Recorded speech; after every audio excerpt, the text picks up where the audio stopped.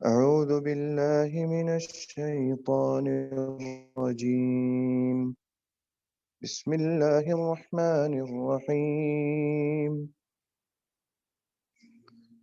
الذين يرثون الفردوس هم فيها خالدون. ولقد خلقنا الإنسان من سلالة من طين ثم جعلناه نطفة في قرار مكين ثم خلقنا النطفة علقة فخلقنا العلقة مضغة فخلقنا المضغة عظاما فكسونا العظام لحما ثم أنشأناه خلقا آخر فتبارك الله أحسن الخالقين. ثم إنكم بعد ذلك لميتون ثم إنكم بعد ذلك لميتون ثم إنكم يوم القيامة تبعثون.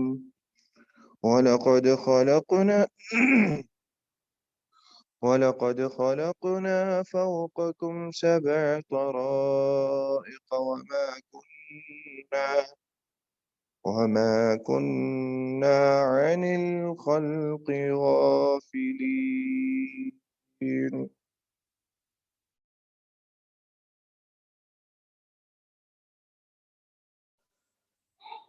السلام علیکم ورحمۃ اللہ وبرکاتہ۔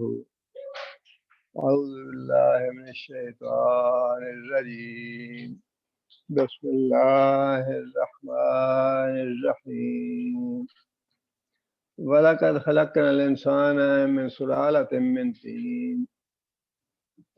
ان آیتوں سے اللہ تعالیٰ نے انسان کی پیدائش کا ذکر فرمایا ہے۔ پچھلی آیتوں سے تعلق اس کا یہ ہے کہ پچھلی آیت میں اللہ تعالیٰ نے جو جنت میں جانے والے متقی اور نیک لوگ ہیں، جنت کے وارث بننے والے، ان کی صفات کا ذکر فرمایا ہے۔ اب یہ جنت میں جانے والے لوگ جو ہیں، اس کا تعلق تو قیامت کے ساتھ ہے۔ یعنی ایک طرح سے یہ بتایا گیا کہ ان لوگوں کا ایمان ہے اس بات پہ کہ اللہ تعالیٰ ہمیں اس زندگی کے بعد موت آئے گی تو مرنے کے بعد دوبارہ اللہ اٹھانے والا ہے۔ اگرچہ اس میں ہے تو کفار مکہ کے اس اعتراض کا جواب کہ اس مرنے کے بعد دوبارہ زندگی ممکن نہیں ہے، کیسے ہوگی، کیسے اٹھائے جائیں گے، اس کا جواب ہے۔ لیکن کیونکہ جنت کا ذکر ہے، اسی حوالے سے آگے پھر موت کا اور مرنے کے بعد دوبارہ زندہ ہونے کا ذکر ہے۔ اللہ تعالیٰ نے فرمایا کہ ہم نے انسان کو پیدا کیا ہے بہت ہی حقیر سی مٹی کے اجزاء سے کہہ لیجئے، یا اصل میں سلالہ کہتے ہیں جوس کو یا نچوڑ کو، یا اس کا ست جو ہے اسے کہتے ہیں۔ تو اللہ تعالیٰ نے فرمایا کہ ہم نے انسان کو ابتدا میں مٹی کا جو اجزاء ہے ان سے بنایا ہے۔ یہاں پہ ابتدا سے مراد حضرت آدم علیہ السلام ہے۔ آدم علیہ السلام کا اللہ تعالیٰ نے پتلا بنایا مٹی کے اجزاء سے۔ اس کے بارے میں بھی نبی صلی اللہ علیہ وسلم نے یہ بات ارشاد فرمائی کہ ساری روئے زمین سے اللہ تعالیٰ نے مٹی کے اجزاء لیے اور اس سے آدم علیہ السلام کا پتلا بنایا، اور پھر اس کے بعد اس میں اپنی روح پھونکی۔ فرمایا کہ اسی وجہ سے مٹی چونکہ زمین کے مختلف حصوں سے لی گئی تھی، اس لیے بعض لوگ جو ہیں وہ سرخ رنگ کے ہیں، بعض سفید رنگ کے ہیں، بعض سیاہ رنگ کے ہیں، بعض گندمی رنگ کے ہیں، اور اسی طرح ان کے مزاج اور طباع میں بھی فرق ہے. کچھ لوگ نرم مزاج کے ہیں، کچھ سخت مزاج کے ہیں، کچھ نیک ہیں، کچھ فاسق ہیں، کچھ سعادت مند ہیں، کچھ شقی ہیں. تو یہ چیز جو ہے ابو داؤد کی حدیث ہے کہ اللہ تعالیٰ نے مختلف جگہ سے مٹی کے اجزاء لیے اور پھر ان سے انسان کا آدم علیہ السلام کا پتلا بنایا. اور پھر آگے جو ذکر ہے وہ ہے پھر جب آدم علیہ السلام کا پتلا بنا لیا اور اس میں روح پھونک دی اور اس میں کچھ جو خوبیوں کے اور اچھے اوصاف تھے وہ اللہ تعالیٰ کی روح پھونکنے سے پیدا ہو گیا. اس میں آگے پھر جو نسل چلی آدم علیہ السلام کی اس کا ذکر ہے کہ پھر ایک ہم نے اصول اور قانون بنا دیا کہ انسانوں کی اگلی نسل جو ہے وہ کس طرح چلے گی. ثم جعلناہ نطفۃ فی قرار مکین. پھر ہم نے یہ ایک اصول اور طریقہ بنا دیا کہ انسان جو ہے اس کا جو حقیر گندے پانی کا قطرہ ہے وہ فی قرار مکین ایک محفوظ جگہ میں ٹھہرتا ہے کچھ دیر. مراد ہے ماں کا پیٹ جس میں حمل قرار پاتا ہے رحم، اور پھر وہی جو حقیر سا گندا قطرہ ہوتا ہے ثم خلقنا النطفۃ علقۃ، اس حقیر قطرے کو ہم خون کے لوتھڑے میں بدل دیتے ہیں. فخلقنا العلقۃ مضغۃ، اور پھر وہ جو لوتھڑا ہوتا ہے خون کا اس کو ہم بوٹی کی شکل دے دیتے ہیں. فخلقنا المضغۃ عظاما، اور پھر اس بوٹی کو ہڈی میں بدل دیتے ہیں. فکسونا العظام لحما، اور پھر اس ہڈی کے اوپر گوشت چڑھا دیتے ہیں. ثم انشأناہ خلقا آخر، اور پھر جب وہ پیدا ہوتا ہے تو کچھ اور ہی چیز بن جاتی ہے. فتبارک اللہ احسن الخالقین، بڑی ہی برکت والی ہے اللہ کی ذات، سب سے بہتر پیدا کرنے والا. اب اس میں اللہ تعالیٰ نے انسان کی پیدائش کے مختلف مراحل کا ذکر فرمایا ہے. جو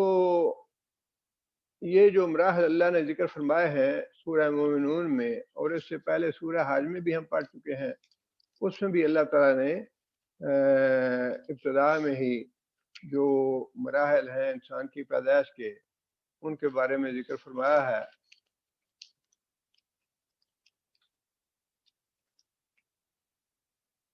اس میں اللہ تعالیٰ فرماتے ہیں خلقناکم من تراب، ابتدا جو تھی آدم علیہ السلام کی وہ مٹی سے ہوئی. پھر نطفہ، آگے جو ایک طریقہ ہم نے بنا دیا وہ یہ تھا کہ نطفے سے لوتھڑا بنایا، پھر لوتھڑے سے بوٹی بنائی، اور پھر آگے اس سے رحم میں ٹھہرایا اس کو ایک وقت مقرر تک. پھر اسے انسان کا جو بیٹا یا بیٹی پیدا کر دیا، اور آگے پھر اللہ نے مختلف جو اس کی بعد کے مراحل ہیں زندگی کے ان کا ذکر فرمایا ہے. بعض جوانی میں، بعض نوجوانی میں، بعض پھر بڑھاپے کو پہنچتے ہیں، بعض پھر ارذل العمر کو پہنچ جاتے ہیں. یہ جو اللہ تعالیٰ نے مختلف مراحل زندگی کے بتائے ہیں یہ وہ ہیں جو اس زمانے میں بھی جب یہ جدید ٹیکنالوجی نہیں تھی یا یہ اتنا علم وسیع نہیں تھا، اس زمانے میں بھی یہ چیزیں جو تھیں یہ معروف تھیں، ان کا کوئی انکار نہیں کر سکتا تھا. ان کے بارے میں تو ہر آدمی یہ سمجھتا تھا کہ اگر بالفرض کسی وقت کسی وجہ سے پیدائش سے بچہ 8ویں مہینے میں اس کا حمل ساقط ہو گیا، یا 7ویں مہینے میں، 5ویں مہینے میں، اس کی شکل کیا ہوتی تھی وہ چونکہ لوگ دیکھتے تھے اس لیے اس کا تو کسی نے انکار نہیں کیا. یہ چیز تو کافر اور مشرک سارے ہی مانتے تھے کہ جو باتیں اللہ نے یہ قرآن بھی میں بتائی گئی ہیں یہ باتیں تو بالکل ٹھیک ہیں. یہ سارا مرحلہ وار ایسے ہی ہوتا ہے انسان کی تخلیق. جیسی بتائی گئی ہے۔ اور پھر اللہ تعالیٰ نے آگے یہ بھی بات ارشاد فرما دی کہ جب انسان ماں کے پیٹ میں ہوتا ہے اس کی یہ حالتیں مختلف بدلتی رہتی ہیں، اور جب وہ پیدا ہوتا ہے تو پھر پوری خوبصورت شکل و صورت کے ساتھ، ہاتھ پاؤں کے ساتھ، آنکھوں کے ساتھ، اور پھر دل اور دماغ اور کان اور ہر چیز جو ہے وہ ہوتی ہے۔ اور پھر ایک دوسری مخلوق کیوں فرمایا؟ دوسری مخلوق اس لیے فرمایا کہ جب اللہ تعالیٰ نے انسان کو عقل دے دی، دل دے دیا، زبان دے دی، تو پھر انسان بڑی عجیب عجیب باتیں سوچنا شروع کر دیتا ہے، اور جو باتیں اللہ فرماتے ہیں ان کا بھی انسان بعض اوقات رد کرنے لگتا ہے، یا اس کو تسلیم کرنے پہ آمادہ نہیں ہوتا، یا اس پہ بھی تنقید اور اعتراض شروع کر دیتا ہے۔ اس لیے اللہ تعالیٰ نے سورہ یاسین میں کے آخر میں یہ بات ارشاد فرمائی، اولم یری الانسان انا خلقناہ من نطفۃ فاذا هو خصیم مبین، کیا تم نے غور نہیں کیا انسان پہ کہ ہم نے اس کو ایک حقیر گندے پانی سے پیدا کیا، فاذا هو خصیم مبین، لیکن جب وہ انسان بن جاتا ہے، نوجوان ہو جاتا ہے اور عقل مند ہو جاتا ہے اور اس کو زبان مل جاتی ہے، آنکھ اور دل اور دماغ اس کو دے دیتے ہیں، فائدہ و خصیم مبین، تو پھر وہ بڑا جھگڑالو بن جاتا ہے، جھگڑے کرتا ہے کس سے؟ اللہ سے، اللہ کے آگے سوال جواب کرتا ہے، اللہ کی ذات پہ تنقید کرتا ہے، اللہ کے بارے میں بدگمانیاں کرتا ہے۔ وَضَرَبَ لَنَا مَثَلًا وَنَسِیَ خَلْقَهُ، ضرب لنا مثلا، اور ہمیں مثالیں دیتا ہے ہمارے بارے میں، یعنی اللہ تعالیٰ کے بارے میں مثالیں، کہ انسان کی پہنچ عقل کی جو ہے وہ تو اتنی ہے نا، جتنا انسان کی اپنی قدرت ہے، اپنی طاقت ہے، انسان کی جتنی استطاعت ہے اتنی اس کی سوچ بھی ہے۔ انسان جو ہے یہی سمجھتا ہے کہ انسان تو بڑا بے بس ہے، بڑا کمزور ہے، بڑا عاجز ہے، اور بعض معاملات میں انسان بالکل بے بس ہو جاتا ہے۔ تو شاید اللہ بھی اسی طرح ہے، اللہ کی جو قدرت ہے اس کو انسان چیلنج کرنے لگتا ہے کہ جس طرح انسان جو ہے اس کے محدود قوتیں ہیں، اس کے محدود رائے ہیں، اور اس کے محدود اختیارات ہیں، اس کی محدود قدرت ہے، بس ایسے ہی اللہ کی بھی محدود قدرت ہوگی۔ فرمایا کہ ہمارے بارے میں مثالیں دینا شروع کر دیتا ہے کہ اچھا جی ہم نے اللہ تک پہنچنا ہے تو پھر کوئی واسطہ ہونا چاہیے اس کے لیے، اللہ تعالیٰ کہاں ہماری سنے گا؟ اللہ تو پہلے اپنے بندوں کی سنتا، فلاں کی سنے گا، پھر اس کے بعد فلاں کی سنے گا، پھر فلاں کی سنے گا۔ اللہ کی اتنی اللہ تک پہنچنے کے لیے تو سیڑھی چاہیے، واسطہ چاہیے۔ تو یعنی اللہ کو انسان کمزور سمجھتا ہے نا، اللہ تعالیٰ کی مثالیں دیتا ہے دنیا کے لوگوں سے جو کمزور ہیں، بے بس ہیں۔ فرمایا کہ پھر وہ مثالیں دینے لگتا ہے ہمارے بارے میں دنیا کے لوگوں کی، بنَسِیَ خَلْقَهُ، اور پھر اپنی جو ابتدائی مخلوق تخلیق ہے، پیدائش ہے، اس کو بھی بھول جاتا ہے کہ اللہ تعالیٰ کتنی قدرت والا ہے، کس طرح اللہ تعالیٰ نے ایک حقیر گندے پانی سے انسان کو لتھڑا بنا دیا، پھر گوشت کی بوٹی بنا دی، پھر اس کی ہڈی بنا دی، ہڈی کے اوپر گوشت چڑھا دیا، اور پھر پوری اس کی شکل بنا دی اور اس کو انسان بنا دیا۔ نَسِیَ خَلْقَهُ، اپنی تخلیق کو بھول جاتا ہے۔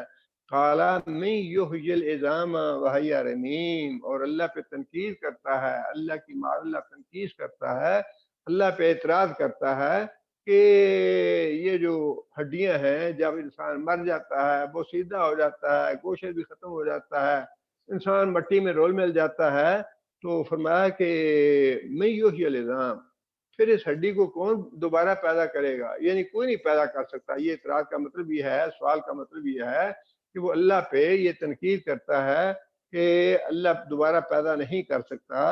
اللہ فرماتے ہیں قل، اے محمد صلی اللہ علیہ وسلم آپ کہہ دیجئے، یحییھا الذی انشأھا اول مرۃ، اس بوسیدہ ہڈی کو وہی دوبارہ پیدا کرے گا جس نے پہلی بار پیدا کیا تھا، وہو بکل خلق علیم، اور وہ بہت ہی قدرت والا اور بہت ہی ماہر اور بہت ہی علم والا پیدا کرنے والا ہے۔ تو فرمائی یہ بات اللہ نے ارشاد فرمائی کہ جب انسان پیدا ہوتا ہے تو پھر جو اس کی حالت ہوتی ہے نا ماں کے پیٹ میں، اس سے بڑی مختلف حالت ہو جاتی ہے، وہ اس حالت کو بالکل بھول جاتا ہے۔ وہاں پہ انسان کو نہ سنائی دیتا ہے، نہ دکھائی دیتا ہے، نہ بولتا ہے، نہ چالتا ہے، کچھ نہیں۔ لیکن جب انسان ماں کے پیٹ سے باہر آتا ہے، انسان بنتا ہے، نوجوانی آتی ہے، جوانی آتی ہے، بڑا ہو جاتا ہے، تو پھر انسان بہت بڑی بڑی باتیں کرنے لگتا ہے، بڑی بڑی ایجادات کرتا ہے، بڑے بڑے کارنامے سارے انجام دینے لگتا ہے، وہ کچھ اور ہی چیز بن جاتا ہے۔ لیکن اصل بات یہ ہے کہ اللہ کی ذات ہے برکت والی، جو ان مراحل سے گزارتا ہے انسان، جو یہ مراحل لاتا ہے انسان پہ، وہ تو اللہ ہی کی ذات ہے جس نے ان مختلف مراحل سے گزار کے انسان کو کچھ سے کچھ بنا دیا۔ آگے پھر یہ بات ارشاد فرمائی ثم انکم بعد ذلک لمیتون، پھر یہ بات ضروری ہے کہ اس کے بعد، اس دنیا میں آنے کے بعد تمہیں ضرور مرنا ہے، لمیتون، تم ضرور مرو گے۔ ثم انکم یوم القیامت تبعثون، اور پھر اس کے بعد تم قیامت کے روز اٹھائے بھی جاؤ گے۔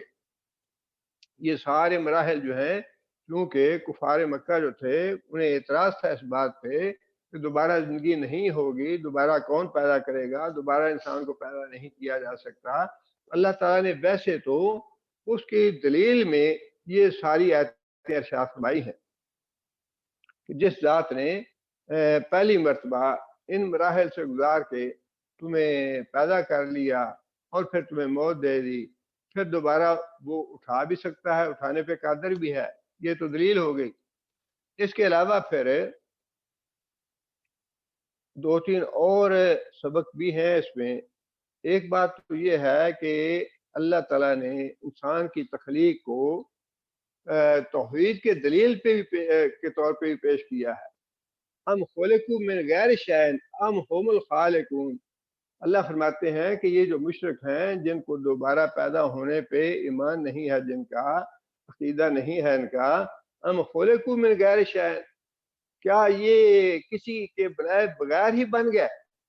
مطلب یہ بنایا اللہ نے، اور اس کا یہ اعتراف بھی کرتے ہیں کہ ہمارا مالک اور خالق اور رازق وہ اللہ ہی ہے، یہ اعتراف کرتے ہیں، لیکن اس کے باوجود اس کے بعد یہ انکار کرتے ہیں دوبارہ پیدا ہونے کا۔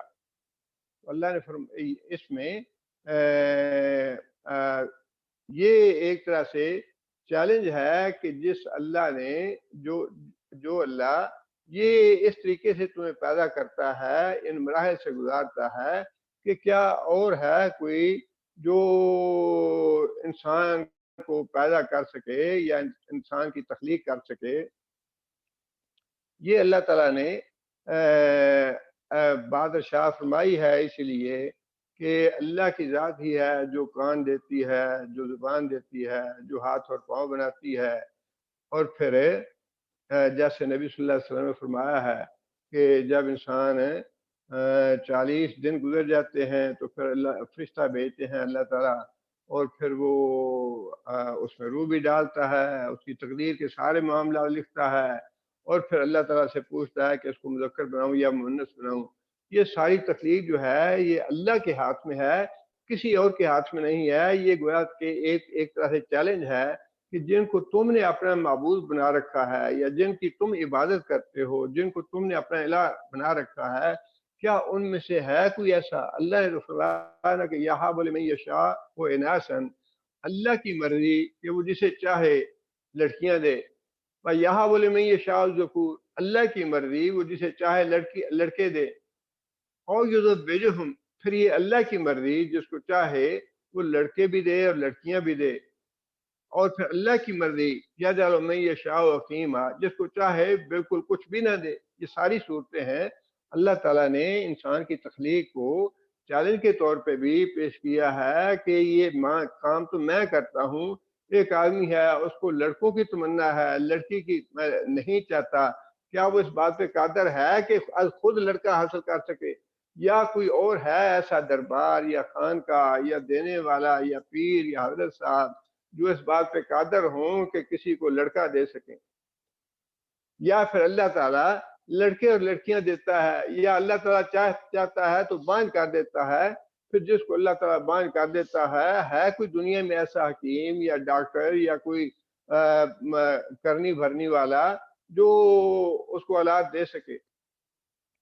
اس لیے یہ جو تخلیق کا معاملہ ہے، جہاں پہ یہ ثبوت ہے دوبارہ زندہ کرنے کا، وہاں پہ اللہ تعالیٰ کی طرف سے یہ چیلنج بھی ہے کہ میں نے پیدا کیا ہے، میں جس کو چاہوں اس کو صحیح سالم پیدا کروں، اور جس کو چاہوں اس کو معذور پیدا کر دوں، اندھا پیدا کر دوں، بہرا پیدا کر دوں، گونگا پیدا کر دوں۔ یہ میرے ہاتھ میں ہے، کسی دوسرے انسان کے ہاتھ میں نہیں ہے، اور یہ اللہ کر کے بھی دکھاتے ہیں۔ یہ گویا کہ ایک طرح سے چیلنج بھی ہے کہ یہ سارا کچھ اللہ کے ہاتھ میں ہے، کسی اور کے ہاتھ میں نہیں ہے۔ لڑکے ہوں، لڑکیاں ہوں، یا ملے جلے ہوں، یا کسی کو اولاد سے محروم رکھنا ہو، یہ کسی دوسرے کا کام نہیں ہے سوائے اللہ تعالیٰ کی ذات کے۔ اس لیے اللہ سے ہی مانگنے چاہیے جو بھی چیز مانگنی ہو، اور پھر اللہ ہی کو اپنا مشکل کشا، حاجت روا اور نظر نیاز دینا، عبادت کرنا، اس کو الہ ماننا، اور اس کے نام کی نماز پڑھنا، اس کے نام کا صدقہ خیرات کرنا، یہ سارا اللہ ہی کے لیے ہونا چاہیے۔ یہ چیز بھی ان دلائل سے معلوم ہوتی ہے۔ دوسری بات جو اللہ نے ارشاد فرمائی نا اس میں، ثم انکم بعد ذالک لمیتون، تم نے ضرور مرنا ہے۔ اچھا، یہ جتنے بھی مراحل اللہ نے بتائے ہیں، کیا ایسا نہیں ہوتا کہ انسان کی تخلیق میں ان سارے مراحل میں کتنا انسان بے بس ہے، اتنا بے بس ہے انسان، اتنا بے بس ہے انسان کہ پہلا مرحلہ ہے کہ پانی کا، گندے قطرے کا، اس سے انسان کو اللہ بناتے ہیں لوتھڑا۔ اب کوئی کہے کہ یہ نہیں، میں تو نہیں چاہتا کہ لوتھڑا بنے، یہ ممکن نہیں ہے۔ اس لوتھڑے سے بوٹی اللہ بناتے ہیں، اس کو کوئی بننے سے روک نہیں سکتا۔ اسی طرح اس گوشت کی بوٹی سے پھر آگے ہڈی بنتی ہے، کوئی آدمی اس کو روک نہیں سکتا۔ وہ اللہ کا ایسا نظام ہے، اللہ کا ایسا قانون ہے کہ یہ سارے کام اپنے آپ ہوتے چلے جاتے ہیں۔ یہ جو بے عقلی اور بے وقوفی کی بات ہے کہ میرا جسم اور میری مرضی، یہ تو کہیں ہے ہی نہیں، ہوتا نہیں، عملاً نہیں ہوتا۔ یہ ایسی یہ حماقت کی اور بے وقوفی کی بات ہے کہ یہ عملاً ہوتا نہیں ہے کہ کوئی انسان اپنی مرضی سے کہے کہ نہیں جی نہیں، میں تو بیٹا بننا چاہتا ہوں، میں بیٹی نہیں بننا چاہتا۔ اللہ تعالیٰ فرماتے ہیں کہ یہ میرے ہاتھ میں ہے کہ انسان کے رحم میں میں جو فیصلہ کروں وہی ہوتا ہے۔ انسان اپنی مرضی سے کچھ نہیں ہو سکتا۔ اور پھر فرمایا کہ انسان جب اس زندگی میں آ جاتا ہے، دنیا میں آ جاتا ہے، تو پھر جو دنیا، یہ تو ہوئے مراحل ہوئے انسان کے رحم کے اندر کے، رحم کے بعد جب انسان آتا ہے، انسان اس دنیا میں آ جاتا ہے، تو اس دنیا کے مراحل میں بھی انسان مجبور ہے۔ انسان اگر ایک چاہتا ہے کہ ہمیشہ میں بچپن میں رہوں، میرے 80 سال یا 70 سال بچپن کی زندگی میں گزرے، وہ نہیں کر سکتا۔ انسان چاہتا ہے میں جوانی جو ہے ساری 100 سال جوانی میں گزاروں، چاہتا ہے کہ میرے جوانی کے دن کبھی ختم نہ ہو، لیکن اللہ کا قانون یہ ہے، انسان کو اللہ نے اتنا بے بس بنا رکھا ہے، انسان اتنا عاجز ہے، خواہ وہ کتنا ہی کیوں نہ چاہے کہ میرا بچپن جو ہے ہمیشہ رہنا چاہیے، بچپن ختم ہو کے رہنا ہے۔ پھر آگے جوانی آنی ہے، انسان کتنا ہی چاہے کہ میری جوانی نہ ختم ہو، لیکن وہ جوانی ختم ہو کے رہنی ہے۔ آگے پھر بڑھاپے کا مرحلہ ہے، انسان خواہ کتنا ہی چاہے کہ میں نہ مروں، میں بڑھاپے میں ہی رہوں، لیکن اللہ فرماتے ہیں کہ یہ بھی ہے نہیں، یہ جو میں نے مراحل بنا دیے ہیں، یہ تمہاری مرضی سے طے نہیں ہوں گے، یہ میری مرضی سے طے ہوں گے۔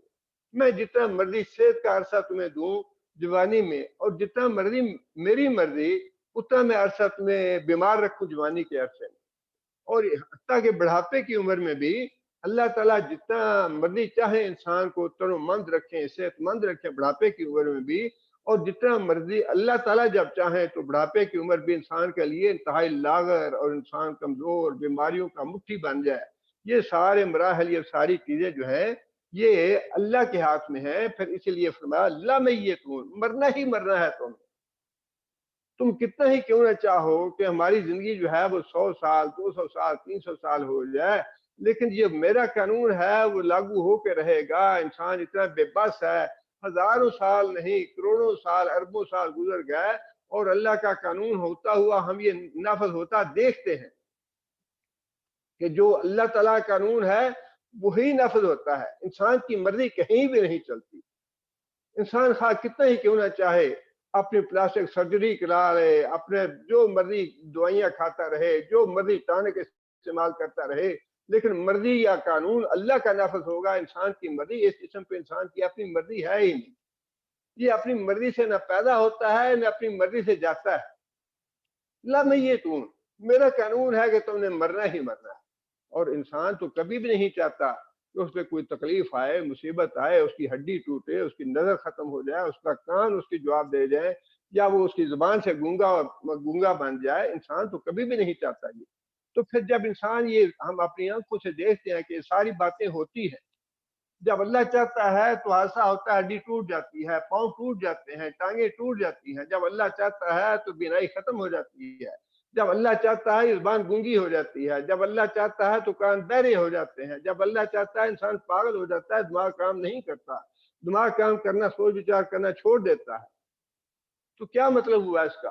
اس کا مطلب یہ ہے کہ یہ جتنے بھی مراحل ہیں، خواہ وہ ماں کے پیٹ کے اندر ہیں، خواہ وہ زندگی کے مراحل ہیں، جوانی ہے، پھر اس کے بعد بڑھاپا ہے، پھر اس کے بعد موت ہے، یہ سارے کے سارے پورے ہو کے رہنے ہیں۔ یہ اللہ کا قانون ہے، اور اس دنیا میں بھی اور ماں کے پیٹ میں بھی اللہ کا قانون نافذ ہے، کسی اور کا قانون نہیں چلتا۔ لَمَيِّتُونَ، اور پھر اسی لیے ساتھ اللہ تعالیٰ نے یہ بات بھی ارشاد فرما دی کہ ثُمَّ إِنَّكُمْ يَوْمَ الْقِيَامَةِ تُبْعَثُونَ، جس طرح یہ پچھلے مراحل اپنی آنکھوں سے تم دیکھتے ہو کہ کسی بھی ایک حالت میں مستقل انسان رہ نہیں سکتا، جس طرح دنیا کی زندگی کے سارے مراحل گزر جاتے ہیں اور اگلا مرحلہ آتا ہے، پھر وہ مرحلہ گزرتا ہے، پھر اگلا مرحلہ آتا ہے، وہ گزرتا ہے، اگلا مرحلہ آتا ہے۔ بالکل اسی طرح یہ موت کا ایک مرحلہ ہے، جب یہ مرحلہ گزر جائے گا تو اس کے بعد اگلا مرحلہ آنا ہی آنا ہے، یہ رکنا نہیں ہے۔ جس طرح ماں کے پیٹ کے جو مختلف مراحل ہیں، لطف سے کوئی اگر چاہے بھی کہ گوشت کی بوٹی نہ بنے تو اس پہ قادر نہیں ہے، اس سے ہڈی نہ بنے کوئی اس پہ قادر نہیں، اس کو روک نہیں سکتا۔ اللہ کا قانون ہے، وہ نافذ ہو رہا ہے، ماں کے پیٹ کے اندر بھی نافذ ہو رہا ہے، ماں کے پیٹ کے باہر بھی نافذ ہو رہا ہے۔ اسی طرح جب تم مر جاؤ گے تو مرنے کے بعد اگلا مرحلہ آنا ہی آنا ہے، تم مانو یا نہ مانو، لیکن مرنے کے بعد تمہیں دوبارہ زندہ کیا جائے گا۔ اور پھر ایک اور سبق جو ہے ان آیات سے ہمیں ملتا ہے کہ اللہ تعالیٰ نے انسان کو بار بار دو چیزیں جو ہے نا ان کی یاد دہانی کرائی ہے۔ یاد دہانی اس لیے کہ انسان مانتا تو ہے، اس کو جانتا بھی ہے، اس کا اقرار بھی کرتا ہے، لیکن اس سے غافل ہوتا ہے، اسے بھول جاتا ہے۔ اور وہ دو چیزیں جو ہے نا وہ یہی ہیں جن کا ذکر ان آیتوں میں کیا گیا ہے، ایک انسان کی ابتدا اور ایک انسان کا انجام۔ بار بار یہ فرمایا کہ الم نخلقکم من ماء مہین، کیا ہم نے تمہیں گندے پانی سے پیدا نہیں کیا؟ پھر تمہارے اندر یہ تکبر اور غرور اور یہ خدائی کہاں سے آ گئی؟ یہ فرعونیت کہاں سے آ گئی؟ کیا اس کرسی کی وجہ سے؟ کیا اس دولت کی وجہ سے؟ کیا اس جوانی کی وجہ سے؟ یہ جو تکبر انسان میں پیدا ہو جاتا ہے، بات تو وہی ہے کہ اللہ تعالیٰ نے جو بار بار یہ باتیں ارشاد فرمائی ہیں، یہ ریپیٹ کیا ہے قرآن مجید میں۔ اللہ تعالیٰ فرماتے ہیں کہ ہم بار بار اپنی باتیں، اپنی جو آیات ہیں تمہارے سامنے بیان کرتے ہیں، ان آیات کے بار بار بیان کرنے کا مقصد ہے کچھ۔ یہ یاد دہانی بار بار انسان کو کرائی جاتی ہے کہ اے انسان، تم یہ مت بھولو کہ تمہاری ابتدا کیا ہے۔ انتہائی حقیر پانی جس کا تم نام لینا گوارا نہیں کرتے، جس سے تم نفرت کرتے ہو، جس کو تم غلیظ سمجھتے ہو، گندا سمجھتے ہو، وہاں سے تمہاری پیدائش ہوئی۔ تم میں اللہ کے مقابلہ کرنے میں، اللہ سے بغاوت کرنے میں، اللہ سے سرکشی کرنے میں تمہیں زیب نہیں دیتی انسان کو۔ اور پھر انسان جو ہے تکبر میں پڑتا ہے۔ ان ساری جو چیزیں ہیں، یہ اللہ تعالیٰ نے کتنا اچھے طریقے سے انسان کو یہ ساری باتیں سمجھائیں کہ میرا قانون کس طرح نافذ ہے، تم میرے قانون کے کتنے تابع ہو، کتنے محتاط ہو میرے قانون کے تحت، میرے قانون سے باہر نہیں جا سکتے تم۔ اور اس کا سیدھا سیدھا جو راستہ ہے، صراط مستقیم ہے، وہ یہی ہے کہ انسان اللہ کے آگے جھک کے رہے، اللہ کے آگے عاجز بن کے رہے، اللہ کے آگے انکساری اختیار کرے، اللہ کے احکام کی اطاعت اور فرمان برداری کرے، خیر اور بھلائی کا، سلامتی کا یہی ایک راستہ ہے۔ انسان کے لیے سرکش بننا اور باغی بننا، متکبر بننا اور مغرور بننا، یہ ساری ہلاکت کی باتیں ہیں۔ انسان متکبر بن کے اور مغرور بن کے کبھی فلاح نہیں پا سکتا، کبھی سرخرو نہیں ہو سکتا، کبھی خوش نہیں رہ سکتا۔ اور جو لوگ اس بات کو یاد رکھتے ہیں کہ ہمارا ابتدا جو ہے وہ کیا ہے، ان میں کبھی تکبر پیدا ہو نہیں سکتا، ان میں اللہ تعالیٰ کی نافرمانی کا وہ نہیں کر سکتے، اللہ کی اطاعت سے روگردانی نہیں کر سکتے کہ اللہ نے ہمیں پیدا کیا اور ہماری ابتدا کیا ہے جس کا ہم نہ دینا پسند نہیں کرتے۔ اتنی ابتدا جو ہے انسان کی۔ اور پھر دوسری بات جو اللہ تعالیٰ نے ارشاد فرمائی بار بار اور ان آیات میں بھی موجود ہے، وہ یہی ہے کہ اے انسان یہ بھی یاد رکھو کہ تمہارا انجام کیا ہونے والا ہے۔ الہاکم التکاثر حتی زرتم المقابر، فرمایا کہ تم ساری زندگی پلاٹ اکٹھے کرنے میں اور فلیٹ اکٹھے کرنے میں اور دولت اکٹھے کرنے میں اور اپنے کاروبار بڑھانے میں، فیکٹریاں بنانے میں اسی چکر میں پڑے رہتے ہو کہ اتنا مال آ جائے، اتنی دولت آ جائے، اتنے ریال اور اتنے ڈالر اکٹھے ہو جائیں۔ الہاکم التکاثر، زیادہ سے زیادہ مال اور دولت اور دنیا اکٹھی کرنے نے تمہیں غافل کر رکھا ہے۔ کس چیز سے؟ حتی زرتم المقابر، قبر سے غافل کر رکھا ہے، موت سے غافل کر رکھا ہے۔ انجام تمہارا موت ہے۔ جو آدمی اپنی موت کو یاد رکھتا ہے، اللہ کے رسول نے تو فرمایا کہ نماز پڑھتے ہوئے موت کو یاد رکھتا ہے۔ فرمایا نبی صلی اللہ علیہ وسلم نے کہ جب نماز پڑھو تو یہ سمجھ کے نماز پڑھو کہ یہ میری زندگی کی آخری نماز ہے، اس طرح موت کو یاد رکھو۔ نبی صلی اللہ علیہ وسلم نے رفع حاجت کی اور وہیں رفع حاجت سے فارغ ہونے کے بعد نبی صلی اللہ علیہ وسلم نے تیمم کر لیا اور خادم نے کہا یا رسول اللہ یہ پانی حاضر ہے، آپ استنجا کر لیں پانی سے۔ تو فرمایا کہ کیا تمہیں پتا ہے کہ میں پانی تک پہنچوں گا، مجھے مہلت اللہ دیں گے پانی تک پہنچنے کی؟ اس طرح سے، اور یہ بار بار بات اللہ تعالیٰ نے بھی قرآن میں ارشاد فرمائی کہ اپنی موت کو نہ بھولو، موت کو یاد رکھو، تمہارا انجام موت ہے۔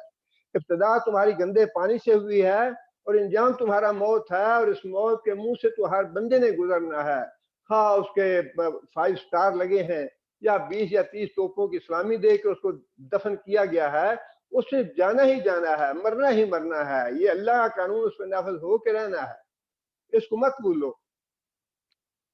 فرمایا کہ لَتَرْكَبُنَّ طَبَقًا عَنْ طَبَقٍ، یہ جتنے بھی مراحل ہیں ان سے گزر کے تم نے آخر میں موت تک پہنچنا ہی پہنچنا ہے۔ سورہ عباسہ میں فرمایا کہ قُتِلَ الْإِنسَانُ مَا أَكْفَرَهُ، کتنا ناشکرا ہے انسان۔ جب موت کو بھول جاتا ہے نا تو انسان ناشکرا ہو جاتا ہے، اللہ کا نافرمان ہو جاتا ہے۔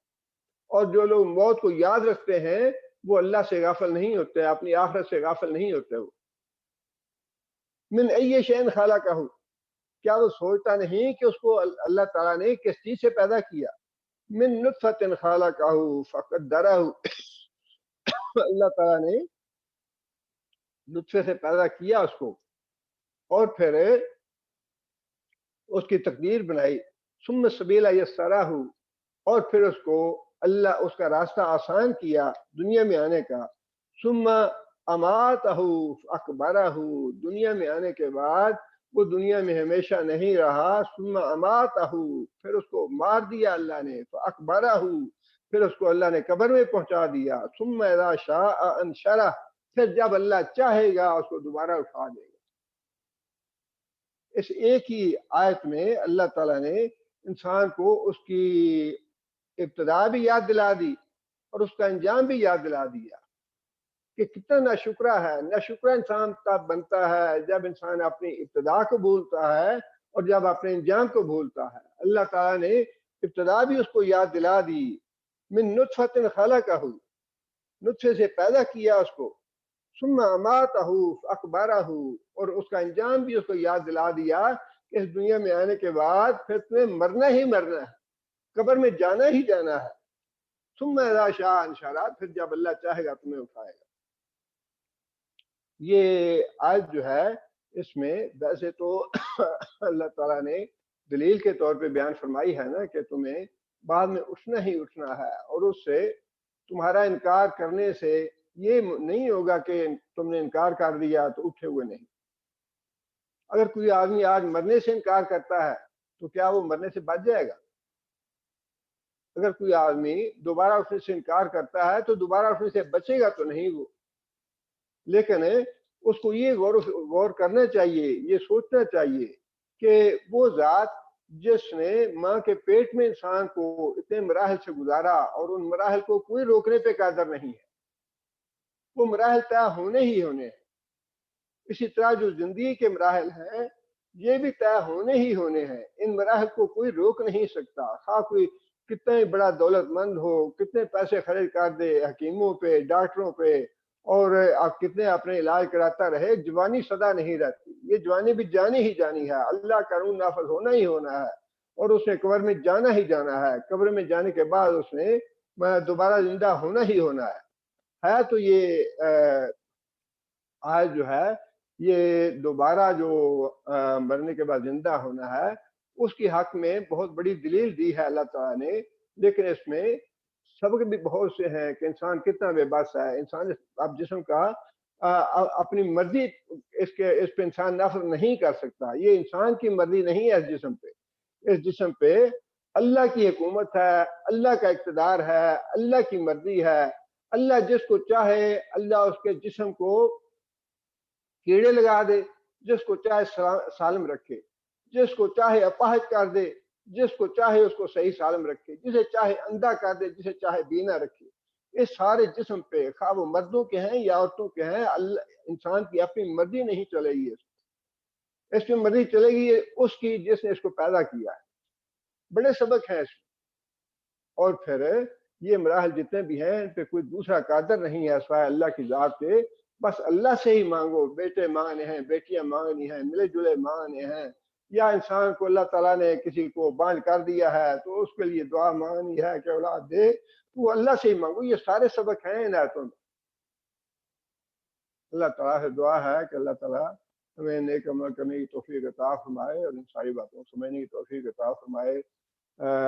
ابھی ہمارے بھائی جو ہیں عبد الرحیم صاحب وہ ہسپتال میں ہی ہیں، دعا کریں اللہ تعالیٰ اپنے فضل و کرم سے، اپنی رحمت سے ان کو شفا عاجلہ کاملہ عطا فرمائے، عافیت کی زندگی عطا فرمائے، اور ان کو خوش و خرم اور صحت کے ساتھ اپنے بچوں کو واپس گھر لائے، اپنا فضل کرے اور اپنی رحمت فرمائے، ان کے معاملات آسان فرمائے، ان کی پریشانی اللہ تعالیٰ دور فرمائے، ان کی آزمائش کو اللہ تعالیٰ جلدی جلدی ختم کر دے، اور ان کے جو تیمارداری کرنے والے ہیں ان کے لیے سہولت اور آسانی پیدا فرمائے۔ اللہ اپنے فضل و رحمت سے نوازے انہیں۔